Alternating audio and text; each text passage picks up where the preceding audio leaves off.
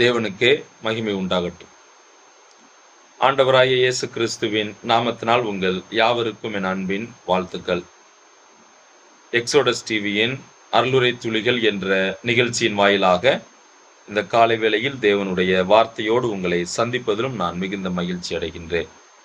இன்றைய காலை தியானத்திற்காக அப்போஸ்தலனாகிய பவுல் பிலிப்பியருக்கு எழுதின நிருபம் 2ஆம் அதிகாரம் 5வது வசனத்தை வாசிக்க விரும்புகின்றேன். பிலிப்பியர் 2:5. கிறிஸ்து இயேசுவில் இருந்த சிந்தையே உங்களிலும் இருக்க கடவது. கிறிஸ்து இயேசுவில் இருந்த சிந்தையே உங்களிலும் இருக்க கடவது. நான் வாசித்த இந்த வசனம் எல்லோருக்கும் தெரிந்த ஒரு வேத வசன பகுதியாக இருக்கிறது. பொதுவாக கிறிஸ்துவினுடைய சிந்தை நமக்கு இருக்க வேண்டும் என்று சொல்லும்போது அநேகர் பலவிதமான சிந்தைகளை பற்றி சொல்லுவது வழக்கம். ஆனால் நாம் வாசித்த இந்த வசனத்தை ஒட்டி அல்லது இந்த வசனத்தினுடைய பின்னணியின் அடிப்படையில் இயேசு கிறிஸ்துவினுடைய சிந்தை எப்படிப்பட்டதாக இருந்தது, நமது சிந்தை எப்படிப்பட்டதாக இருக்க வேண்டும் என்பதை நான் உங்களுக்கு கற்றுக் கொடுக்க நான் விரும்புகின்றேன். பொதுவாக வேதத்தில் பலவிதமான சிந்தைகளை பற்றி சொல்லப்பட்டிருக்கிறது. ரோமர் 8ஆம் அதிகாரம் 6ஆம் வசனம், 9ஆம் வசனம், 27, 28 ஆவியின் சிந்தை என்ற தலைப்பில் சொல்லப்பட்டிருக்கிறது. ரோமர் 12:2 நியூ மைண்ட், புதிய சிந்தையை பற்றி சொல்லப்பட்டிருக்கிறது. 2 கொரிந்தியர் 11:3 களங்கமற்ற சிந்தை, அன்பிளமிஷ் மைண்ட். 2 கொரிந்தியர் 13:11 ஏக சிந்தை என்றெல்லாம் நாம் வாசிக்கிறோம். சரி, இப்படிப்பட்ட சிந்தை, அதாவது கிறிஸ்துவின் சிந்தை, இவைகள் எல்லாம் நமக்கு தேவை, நமக்கு இருக்க வேண்டும். அதோடு கூட வேதத்தில் எப்படிப்பட்ட சிந்தைகள் நமக்கு இருக்கக்கூடாது என்பதையும் சொல்லப்பட்டிருக்கிறது. குறிப்பாக எபேசியர் 4:17 வாசிக்கும் போது நமக்கு வீணான சிந்தை இருக்கக்கூடாது என்று வாசிக்கிறோம். அப்புறம் ரோமர் 8ஆம் அதிகாரம் 6-8 வசனங்களில் மாம்ச சிந்தை நமக்கு இருக்கக்கூடாது என்று நாம் வாசிக்கிறோம். ரோமர் 1ஆம் அதிகாரம் 28-32 கேடான சிந்தை என்று நாம் வாசிக்கிறோம். அந்த சிந்தை நமக்கு இருக்கக்கூடாது. அப்புறம் சங்கீதம் 66:18 அக்கிரம சிந்தை இருக்கக்கூடாது. அப்புறம் பிலிப்பியர் 3:19 பூமிக்கெடுத்த, அதாவது பூமிக்குரிய இந்த சிந்தை. அப்புறம் ரோமர் 12:16 மேட்டிமையான சிந்தை. இவையெல்லாம் நமக்கு இருக்கக்கூடாது என்று பொதுவாக வேத புத்தகம் நமக்கு போதிக்கிறது. சரி, வாசித்த வசனத்துக்கு நாம் வருவோம். அப்போஸ்தலனாகிய பவுல் பிலிப்பி பட்டணத்தில் வாழ்ந்த அந்த விசுவாசிகளுக்கு அவர் சொல்லும்போது, let this mind be in you which also was in Jesus Christ. கிறிஸ்து இயேசுவில் இருந்த சிந்தையே உங்களிலும் இருக்க கடவது என்று அவர் சொல்லுகிறார். சரி, இப்ப இந்த வசனத்தை நான் புரிந்து கொள்வதற்கு முன்பதாக இந்த புத்தகத்தினுடைய சில பின்னணி அல்லது வரைக்குறிப்பை நான் புரிந்து கொண்டால் இந்த வசனத்தை அல்லது இந்த பகுதியை, வார்த்தையை ஏன் பவுல் சொல்லுகிறார் என்பதை நாம் மிக எளிதாக நாம் புரிந்து கொள்ளலாம். 1ஆம் அதிகாரத்துக்கு நாம் வரும்போது he speaks about the single mind, அதாவது ஒரே சிந்தை, ஒருமையான சிந்தையை பற்றி பேசுகிறார். அதிகாரம் 2 chapter 2 he speaks about the submissive mind, அர்ப்பணிக்கக்கூடிய ஒரு சிந்தையை பற்றி பேசுகிறார்.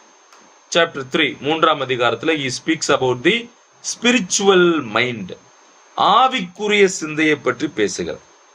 4ஆம் அதிகாரம் செக்யூர் மைண்ட், அதாவது பாதுகாப்பான சிந்தை. ஸோ அதிகாரம் 1 சிங்கிள் மைண்ட், ஒன்றான ஒரே சிந்தையை பற்றி பேசுகிறார். அதிகாரம் 2 த சப்மிசிவ் மைண்ட், அர்ப்பணிக்கக்கூடிய சிந்தை. அதிகாரம் 3 ஆவிக்குரிய சிந்தை, ஸ்பிரிச்சுவல் மைண்ட். 4ஆவதாக செக்யூர் மைண்ட், பாதுகாப்பான சிந்தை. ரைட். இப்ப இந்த 2ஆம் அதிகாரத்தில் அப்போஸ்தலனாகிய Pavul he gives 4 examples of the submissive mind. இந்த அர்ப்பணிப்பின் சிந்தையை பற்றி 4 உதாரணங்களை இந்த 2ஆம் அதிகாரத்தில் சொல்லுகிறார். முதலாவது யாரை கொண்டு வருகிறார்னா he brings Christ, இயேசு கிறிஸ்துவை கொண்டு வருகிறார். பிலிப்பியர் 2:1-11. அடுத்து 12-18 வரைக்கும் பவுலினுடைய உதாரணத்தை கொண்டு வருகிறார். மூன்றாவது 19-24 தீமோத்தேயுவினுடைய உதாரணத்தை கொண்டு வருகிறார். கடைசியாக அதே அதிகாரம் 25-30 எப்பாப்ராதித்துவை கொண்டு வருகிறார். சோ இந்த ஒரு அர்ப்பணிப்பு, சப்மிசிவ் மைண்ட், அதற்கு 4 உதாரணங்கள் இந்த 2ஆம் அதிகாரத்தில் சொல்லப்படுகிறது. ஒன்று இயேசு கிறிஸ்து, 2வது பவுல், 3வது தீமோத்தேயு, 4வது எப்பாப்ராதீத். சரி, அந்த 4 உதாரணங்களில் முதல் உதாரணம் யாருன்னா இயேசு கிறிஸ்து. அப்ப வசனம் 5 சொல்லும் போது, கிறிஸ்து இயேசுவில் இருந்த சிந்தையே உங்களிலும் இருக்க கடவுது. அப்ப கிறிஸ்துவின் சிந்தை எப்படிப்பட்டது?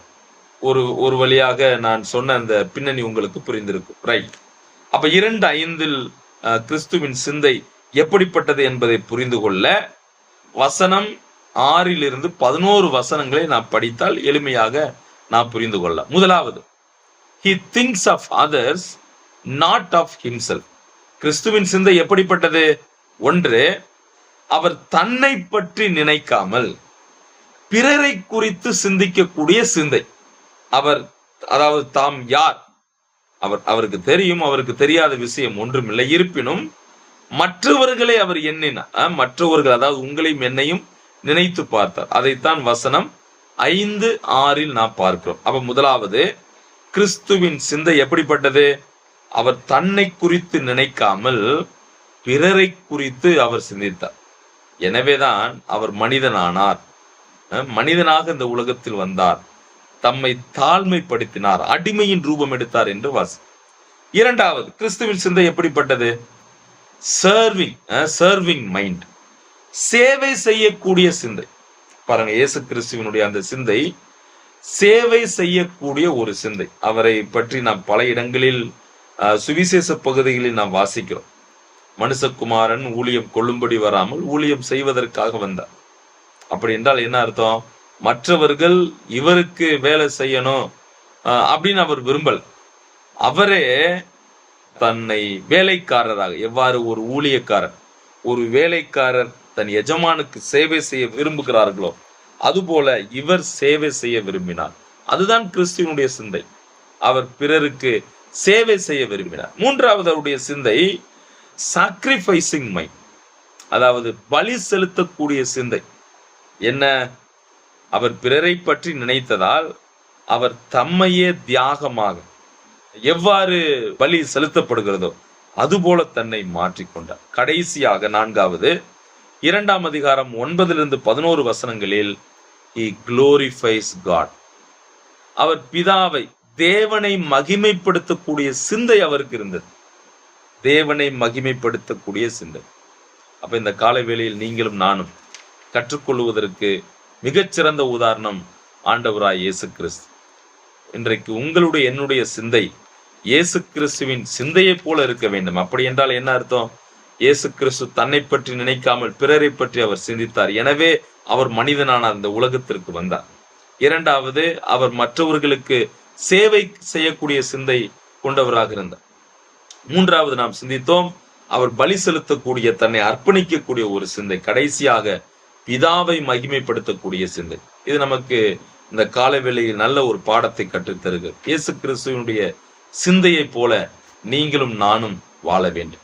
நாம் மற்றவர்களை எண்ணி பார்ப்போம், மற்றவர்களின் நலனுக்காக நம்மை மாற்றுவோம். சுவிசேஷத்தை எந்த விதத்திலாகிலும் கிறிஸ்துவின் நிமித்தமாக நாம் அவர்களுக்கு அறிவிக்க வேண்டும். மற்றவர்களை நாம் நினைத்து பார்க்க வேண்டும். இரண்டாவது, நாம் மற்றவர்களுக்கு கிறிஸ்துவின் நிமித்தம் அவர்களுக்கு நாம் சேவை செய்ய வேண்டும். மூன்றாவது, நாம் சிந்தித்தோம், நாம் நம்மை அர்ப்பணிக்கக்கூடிய ஒரு சிந்தை. கடைசியாக, நாம் எதை செய்தாலும் அவருடைய நாம மகிமைக்காக, தேவனை மகிமைப்படுத்தக்கூடிய சிந்தை நமக்கு தேவை. ஒரே ஒரு ஸ்டேட்மெண்டை நான் வாசித்து நிறைவு செய்ய விரும்புகிறேன். The person with a submissive mind as he lives for others must expect sacrifice and service, but in the end it is going to lead to glory. இன்றைக்கு நீங்களும் நானும் கிறிஸ்துவின் சிந்தையை போல தாழ்மையின் சிந்தையோடு வாழ ஆண்டவர் நம்ம ஒவ்வொரு உதவி செய்வாராக. தேவ நாமம் மகிமைப்படட்டும். ஆமென்.